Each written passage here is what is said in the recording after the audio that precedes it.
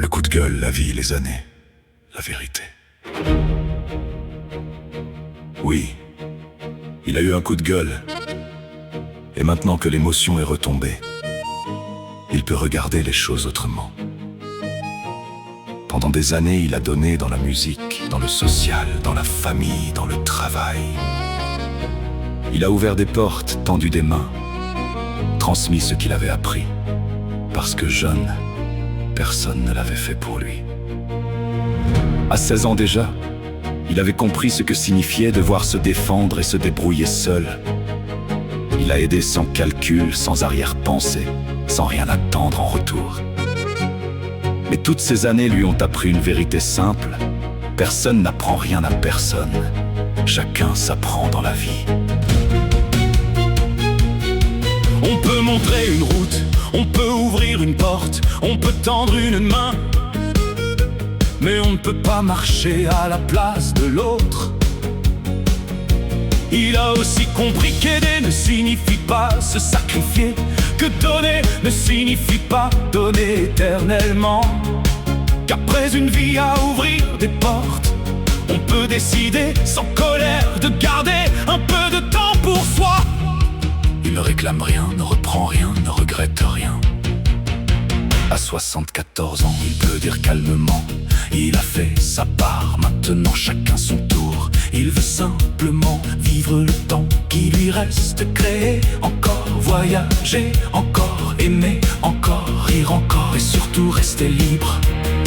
Parce que la minute qui arrive, elle lui appartient. Et s'il parle ainsi aujourd'hui, c'est parce qu'il a vécu des choses que certains ont oubliées et que d'autres n'ont jamais voulu comprendre. Alors il raconte, parce que tout a commencé bien avant.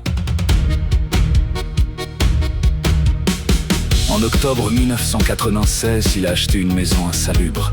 Pas pour lui, pour montrer qu'on pouvait faire du social autrement. Son idée était simple, aider les gens à s'aider eux-mêmes, pas les assister, pas les maintenir dans la dépendance, pas les payer à ne rien faire du matin au soir.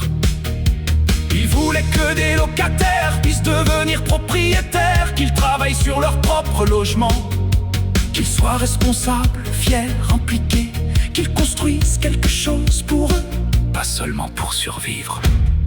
C'était ça l'astuce, c'était ça la solution, c'était ça la nouveauté. Mais certains n'ont pas compris et d'autres n'ont pas voulu comprendre.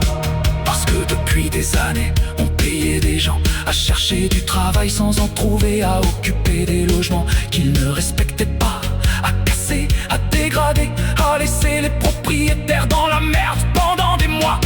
Putain de merde, ce système détruisait tous les maisons, les propriétaires et même les locataires eux-mêmes. Lui, il proposait l'inverse, responsabiliser, construire, avancer. Pendant 4 ans, avec une équipe motivée, il a fait un travail formidable, rénové, structuré, redonné vie à un logement qui était mort. Et puis un jour, il a dû virer un locataire. Les meubles, le bazar, tout. Parce que la responsabilité, ça marche dans les deux sens. Et ce jour-là, certains ont cru pouvoir le piéger.